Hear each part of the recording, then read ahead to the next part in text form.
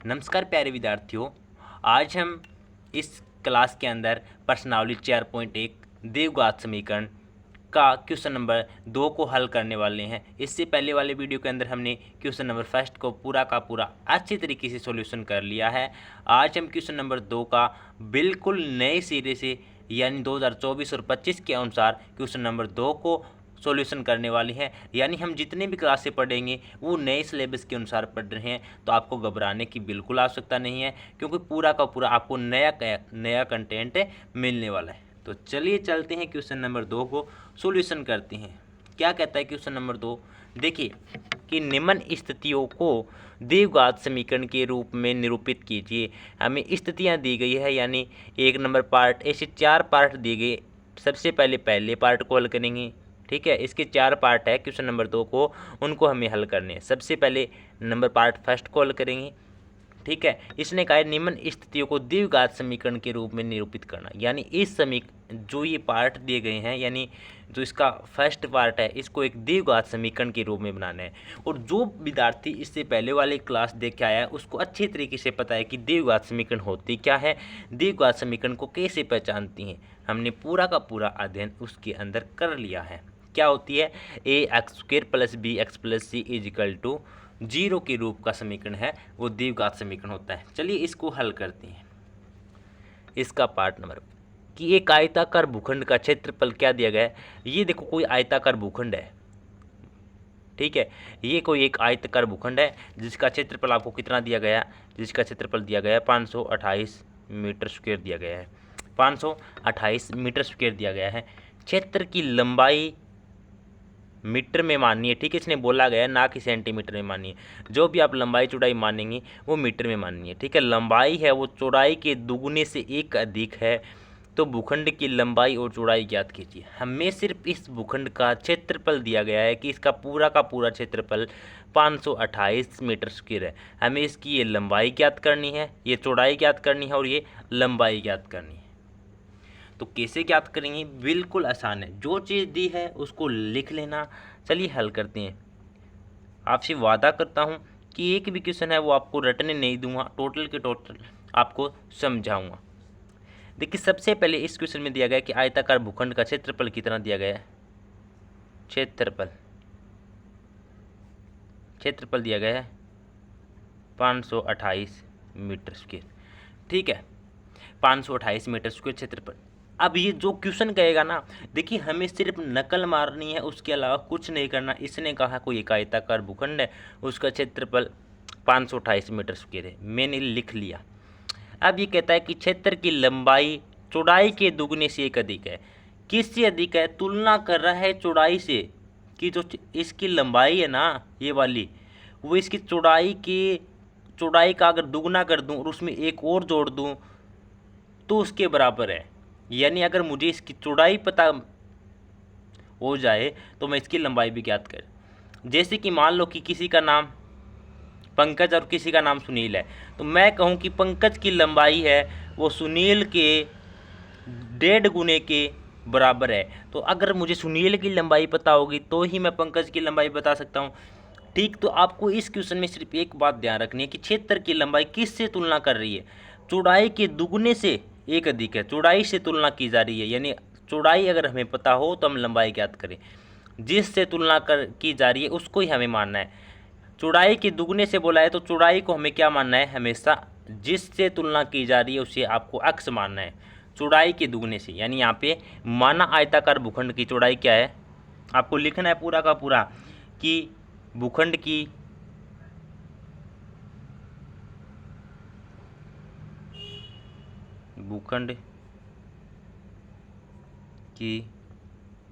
चौड़ाई। अब माना भूखंड की चौड़ाई क्या है?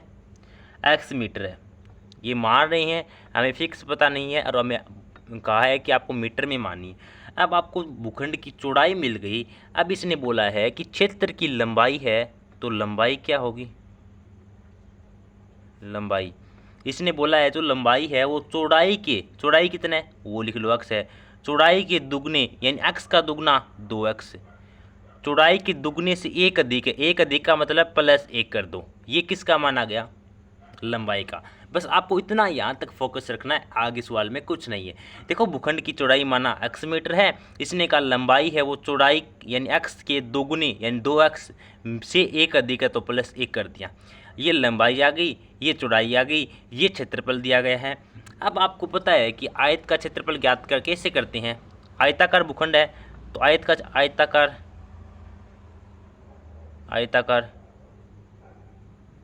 भूखंड का क्षेत्रफल कैसे ज्ञात करते हैं।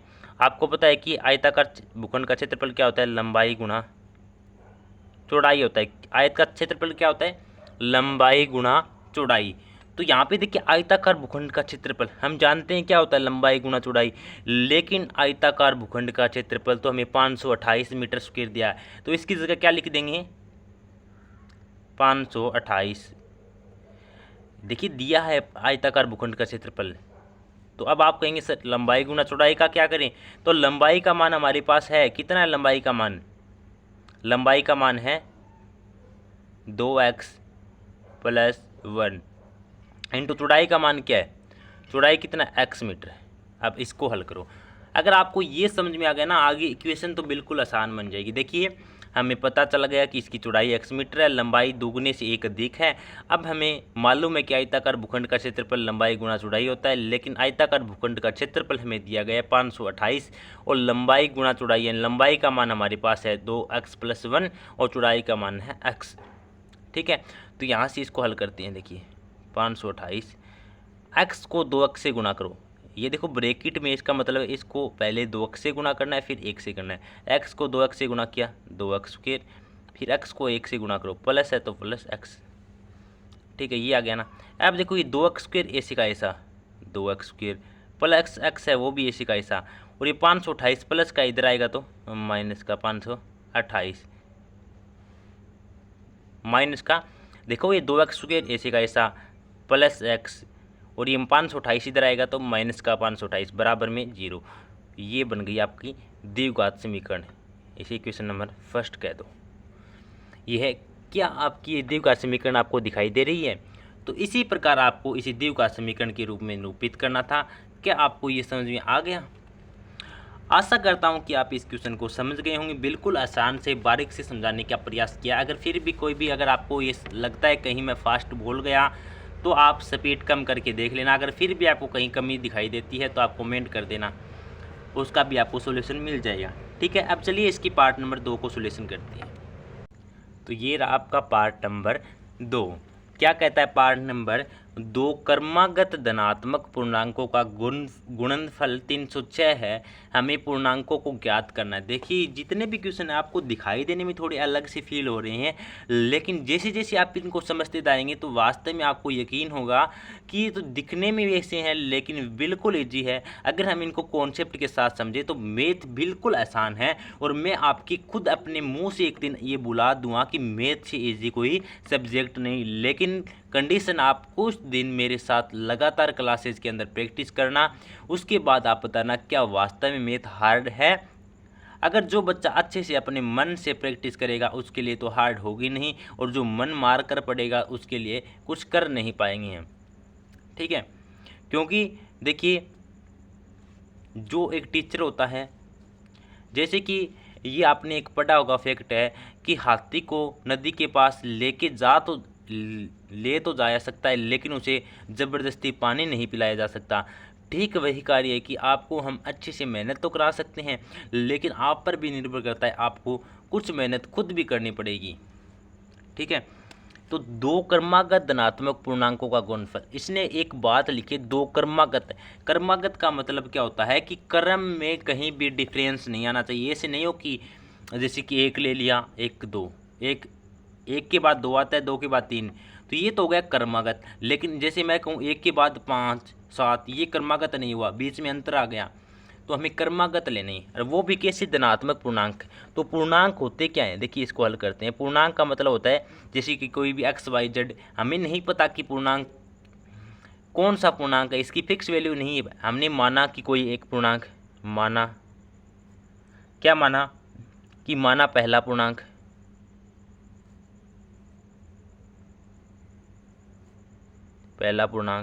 x है, हमने माना कि पहला पूर्णांक x है, इसने देखो x मान लिया, तो दूसरा पूर्णांक क्या होगा, दूसरा x+1, तीसरा x+2, चौथा x+4, ऐसे पूर्णांक चलते जाएंगे। इसने बोला क्रमागत, तो दूसरा क्या हो जाएगा, क्रमागत। एक और बढ़ा दो इसके अंदर, दूसरा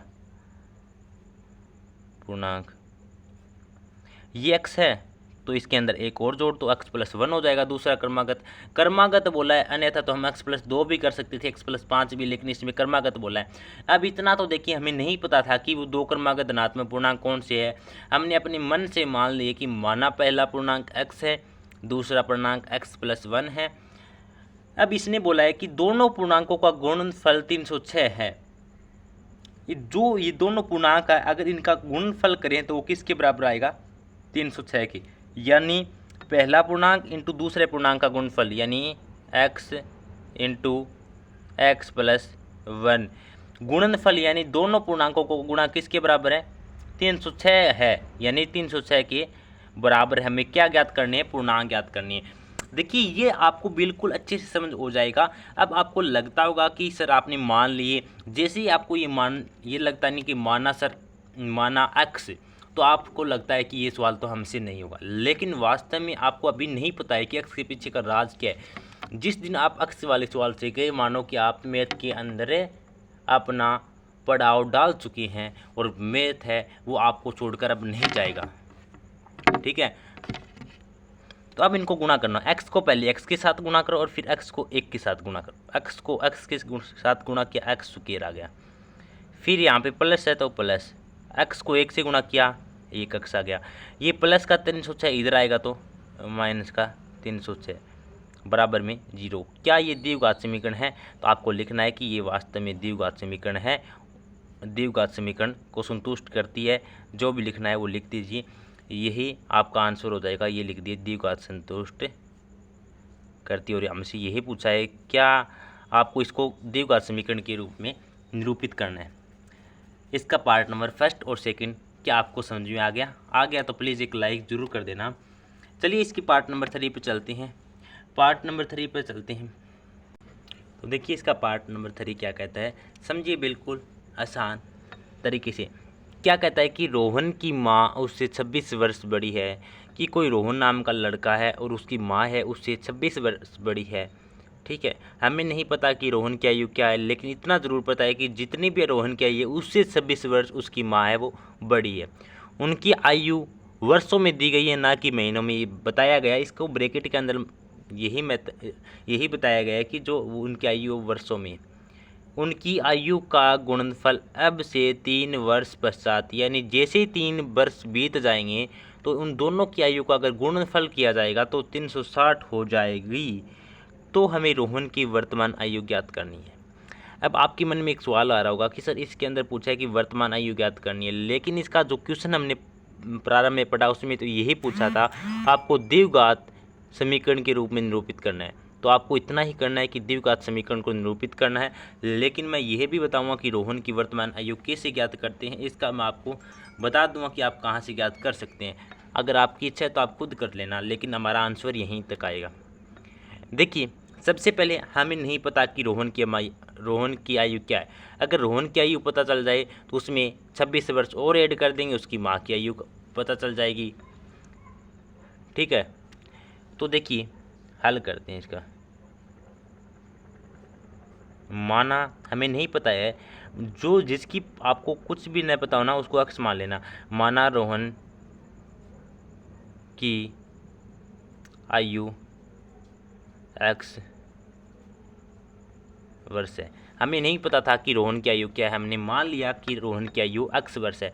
रोहन की माँ की आयु क्या हो जाएगी, रोहन की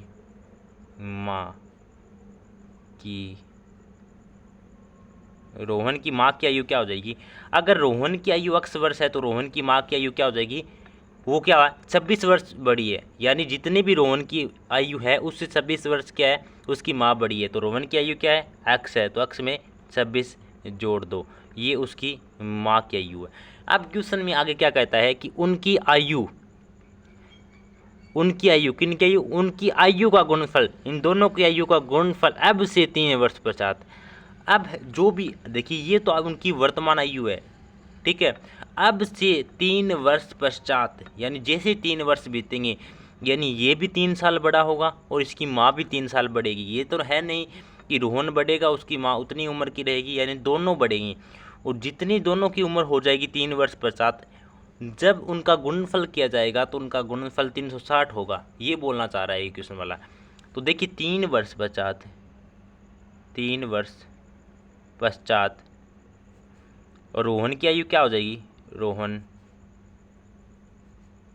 की 3 वर्ष पश्चात रोहन की आयु, जो ये रोहन है इसकी आयु देखिए 3 वर्ष पश्चात आपको पता है कि अभी x है तो 3 वर्ष पश्चात 3 और जुड़ जाएगी इसके अंदर, 3 साल बड़ा होगा। इसी तरीके से 3 वर्ष पश्चात उसकी माँ की आयु क्या हो जाएगी,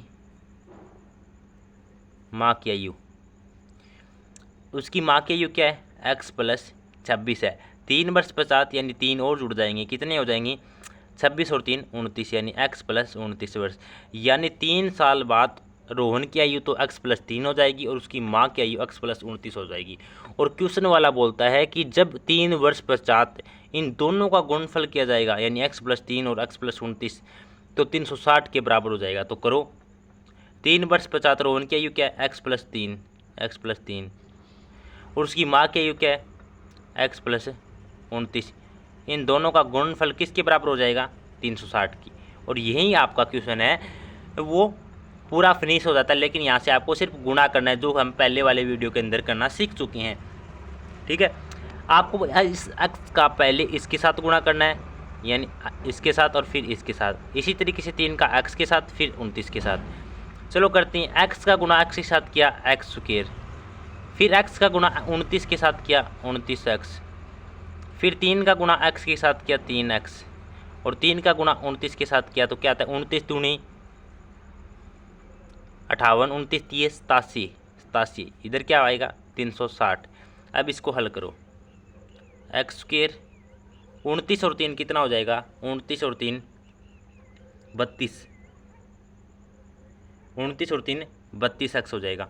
और ये 87 है, 360 इधर आएगा तो ये देखिए 360 इधर आएगा तो ये प्लस का यानी माइनस का हो जाएगा। तो माइनस के 360 और प्लस के 87, यानी 360 में 87 जाएगा, कितना बचेगा, 360 में 87 जाते हैं तो 273 बचते हैं। कितने बचते हैं, 273। लेकिन बड़ी संख्या माइनस के, तो यहाँ पे चिन्ह भी क्या आ जाएगा, माइनस का आ जाएगा। कैसे आया, क्योंकि देखिए प्लस का 360 था, इधर आया तो माइनस का। अब देखिए 360 माइनस का बड़ी संख्या है, और 360 में 87 घटाएंगे 273 तो बचेंगे, लेकिन बड़ी संख्या का ही चिन्ह आएगा, आपको पता है।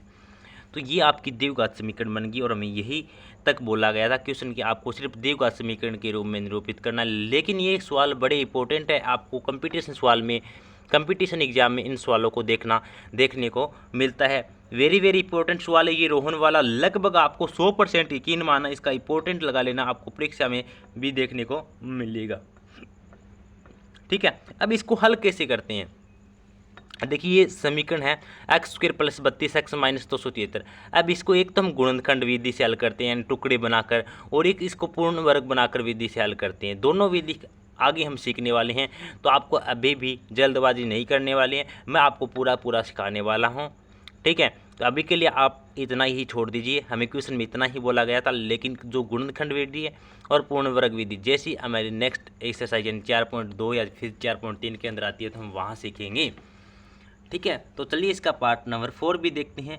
बिल्कुल आसान था पार्ट नंबर 3, लेकिन बहुत ज़्यादा इंपॉर्टेंट है पार्ट नंबर 3 और इसका 4। तो चलिए चलते हैं पार्ट नंबर 4 पर। तो प्यारे विद्यार्थियों, इसका पार्ट नंबर 4 चलिए देखते हैं। बिल्कुल आसान है लेकिन इंपॉर्टेंट है, थोड़ा लेवल का क्वेश्चन है, ध्यान से समझना। एक रेलगाड़ी 480 किलोमीटर की दूरी समान चाल से तय करती है, यानी कोई रेलगाड़ी है वो 480 किलोमीटर की दूरी तय करती है। यदि इसकी चाल 8 किलोमीटर हाउर कम होती है, यानी जो ये चलती है वो इसकी 8 किलोमीटर प्रति घंटे, यानी 8 किलोमीटर प्रति हाउर का मतलब प्रति घंटे कम होती है, तो वह उसी दूरी को तय करने में 3 घंटे अधिक लेती है, 3 घंटे अधिक लेती है। तो हमें रेलगाड़ी की चाल ज्ञात करनी है। हमें क्या ज्ञात करनी है, चाल ज्ञात करनी है। हमें नहीं पता कि रेलगाड़ी की चाल क्या है। इसने कहा इसकी चाल 8 किलोमीटर पर हाउर कम होती है। हमें इसकी चाल ही नहीं पता, तो हम कैसे पता लगाएंगे कि इसकी चाल कम होगी या फिर ज़्यादा होगी। तो सबसे पहले आपको क्या माना है इसके अंदर, माना कि रेलगाड़ी है, देखिए हल करते हैं, बिल्कुल आसान क्वेश्चन है वैसे। माना रेलगाड़ी की चाल x किलोमीटर पर आवर है, यानी x किलोमीटर पर आवर यानी x किलोमीटर प्रति घंटे की चाल से चल रही है, ठीक है। और कुल दूरी कितनी तय करनी है इसको, कुल दूरी तय करेगी ये 480 किलोमीटर। आपको पता है क्योंकि इसने लिखा है 480 किलोमीटर की दूरी तय करती है, ठीक है। अब देखिए हमें क्या ज्ञात करना है, देखिए इसने समय की बात की है कि चाल इतनी चलती है और समय 3 घंटे अधिक लेती है, तो हम इसके अंदर क्या निकालेंगे, समय निकालेंगे। एक बार आप समझिए फिर आपको बताऊंगा कैसे। समय का सूत्र क्या होता है, आपको याद रखना है, ये समय का सूत्र क्या होता है, समय का सूत्र होता है दूरी बटे चाल। तो दूरी कितनी चली है, इसने दूरी चली है 480, चाल कितनी है, किस चाल से चल रहा है, 8 किलोमीटर पर आवर से, 8 किलोमीटर से, ठीक है। इतनी बात ठीक है, लेकिन ये कहता है, इसे इक्वेशन नंबर फर्स्ट मान दो, ठीक है। अब इसने कहा कि यदि इसकी चाल 8 किलोमीटर आवर प्रति कम होती जाती है, यानी जैसे जैसे 8 किलोमीटर जैसे जैसे घंटा बीतता है तो इसकी आवर है, सॉरी यहाँ पे चाल कितनी है, चाल हमने मानी x किलोमीटर है, मैंने क्या लिख दिया यहाँ पे, जो कम हो रही है वो लिख दे, तो यहाँ पे क्या आएगा, सिर्फ x ही आएगा, क्योंकि इसकी चाल है x है, हमने चाल लिखना था, दूरी है 480, ठीक है। अब ये कह रहा है कि 8 किलोमीटर पर आवर से इसकी चाल है वो कम हो रही है, यानी जो ऊपर वाली दूरी है वो तो इतनी ही रहेगी, 480 तय करनी है, लेकिन इसकी चाल कितनी है, x मीटर है, तो 8 किलोमीटर आवर से कम हो रही है, तो इस जो चाल x है इसमें से 8 है कम हो रही है, तो 8 घटा देंगे, बस आपको इतना सा ध्यान रखना है। इसी क्वेश्चन नंबर सेकंड दे दो आप एक बार याद रखने के लिए।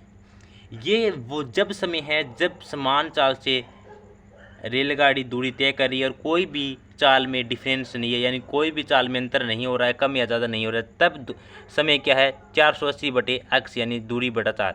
लेकिन जैसे ही 8 किलोमीटर पर आवर से अगर कम होता है तो चाल बदल जाएगी, 100-8 हो जाएगी। अब देखिए पहले ये था, अब ये हो गया, तो देखिए आपको पता है कि ये वाला समय है, ये वाला समय है, ये वाला समय क्या आएगा, ज़्यादा आएगा, क्योंकि ये चाल कम होगी, नीचे वाला पद कम होता है तो ऊपर वाला पद इसका मान क्या होता है, बढ़ जाता है, क्योंकि जैसे चाल कम होगी तो समय ज़्यादा लेगी, समय ज़्यादा लेगी। पहले मानो कि ये सिर्फ x चाल से चल रही थी, हमें नहीं पता है कि इसकी चाल x का मतलब क्या है, लेकिन हमने मान लिया कि x चाल से चल रही है, तो जैसे ही इसकी चाल कम होगी तो इसको समय ज़्यादा लगेगा। तो आपको क्या करना है, जो ज़्यादा समय लग रहा है और जो कम समय लग रहा है, यानी ज़्यादा समय में से कम समय घटा दो। क्यों घटाना है, क्योंकि इसने बोला है कि वह उसी दूरी को तय करने में 3 घंटे अधिक लेती है। इसने बोला है कितने घंटे अधिक लेती है, 3 घंटे, लेकिन हमें पता है कि उसने कितने घंटे अधिक लिए, 480 बटा x-8, क्योंकि ये भी तो समय है, ये समय ही है। ये कब समय है, जब वो लेट चल रही है, यानी 8 किलोमीटर आवर से कम चलती है ना, तब का समय है। तो देखिए इसमें से इसको घटा दो और बराबर में 3, देखिए मैं करता हूँ, 480 x-8, इसमें से इसको घटा दो, 480 बटे x, ये किसके बराबर हो जाएगा, 3 के बराबर। इसको हल करना है आपको, इसको हल करेंगे तो इसका एलसीएम क्या हो जाएगा। देखिए ये घटाया क्यों है, पहले ये समझो। किसने कहा कि इसकी चाल है वो 8 किलोमीटर आवर से कम होगी। आपको पता है कि अगर चाल रेलगाड़ी की कम होती है समय ज़्यादा लेगी, समय ज़्यादा लेगी, तो आपको पता है कि जो समय ज़्यादा होगा उसी में से तो कम वाला समय घटाया जाएगा। ये ज़्यादा समय आया है क्योंकि इसका नीचे वाला पद कम, यानी इसकी चाल कम हो रही तो समय का मान ज़्यादा, और ये कम है तो ज़्यादा वाले में से कम घटाना है, तभी हमें इसका अंतर आएगा। ये कहती है 3 घंटे अधिक लेती है, लेकिन हमें नहीं पता कि कितने घंटे, तो हमने क्या किया, ज़्यादा वाले समय में से कम वाला समय घटा दिया और इसको 3 के बराबर। अब इसको हल करना है, x-8 और x का एलसीएम लो। क्या हमें नहीं पता कैसे लिया जाता है, आप क्या करना, x-8 और x को गुणा कर दो डायरेक्ट। अब आपको क्या करना है, एलसीएम लेना मैंने पूरा का पूरा सिखाया है, आपको चैनल पर मिल जाएगा, वहाँ पे अच्छे से देख लेना, ठीक है।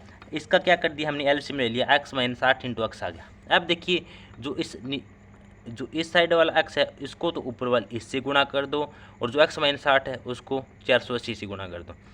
x को 480 से गुणा किया, 480x, फिर माइनस 480 को x माइनस 8 से गुणा करना है। देखिए इधर करके लेके आते हैं, 1 मिनट।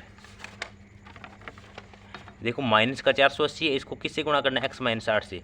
देखो माइनस का 480 को गुणा करना है x माइनस 8 से, तो माइनस 480 को x से गुणा किया, माइनस का 480x, माइनस माइनस प्लस 480 को 8 से गुणा किया तो क्या आएगा, 3640, वो भी प्लस का 3640। तो ये लिखो माइनस का 480x, माइनस का 480x और प्लस का 3640, और बराबर में 3 चल रहा है। ये x माइनस 8 इंटू एक्स यहाँ पे भाग में है तो यहाँ से जाएगा, इधर क्या कर देंगे, गुणा में भेज देंगे, तो यहाँ आकर गुणा में हो जाएगा।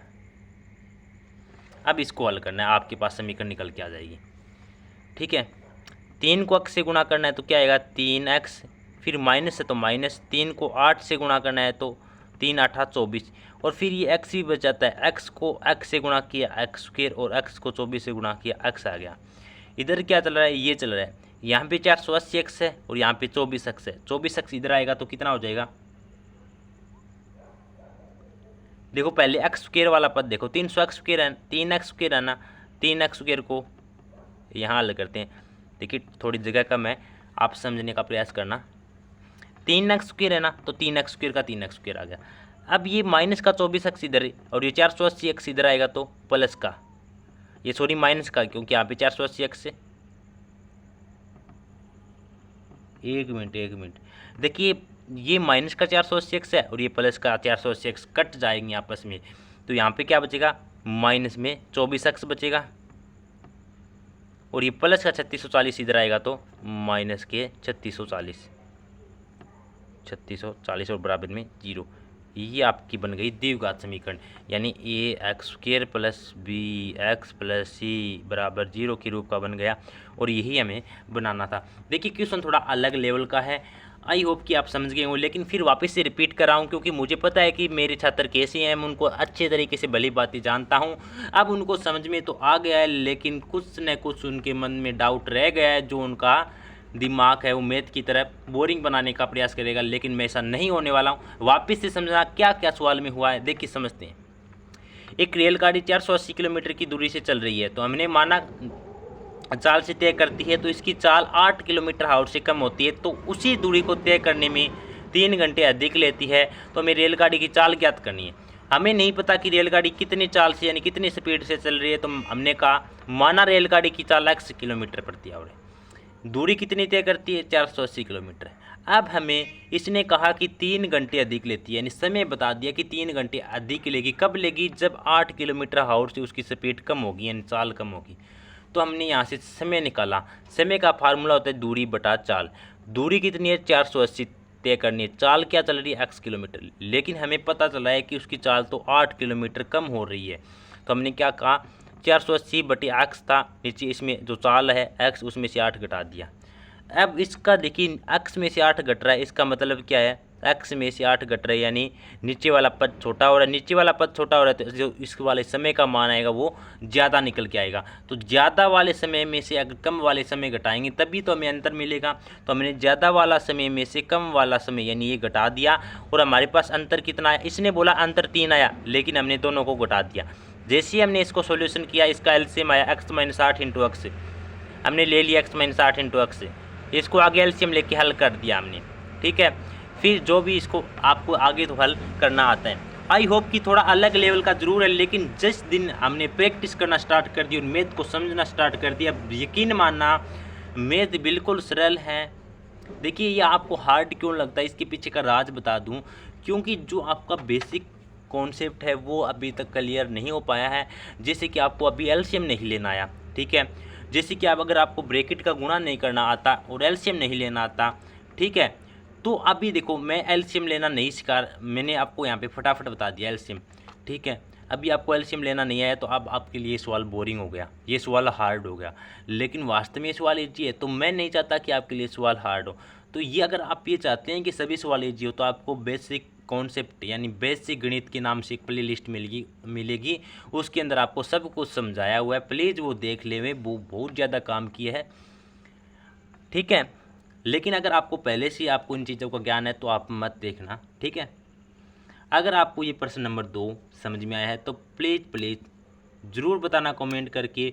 और बार बार कहता हूँ कि समय को कभी कमज़ोर साबित मत होने देना, क्योंकि डूबते हुए सूरज को देखकर लोग घरों के दरवाजे बंद करने लगते हैं। तो हमें ऐसा कभी भी नहीं करना है।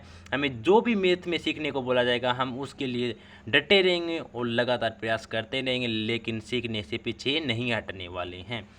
अगर आपको ये क्वेश्चन समझ में आया तो प्लीज़ अपना लाइक और कमेंट करके बताना, ताकि हमें भी पता चल सके।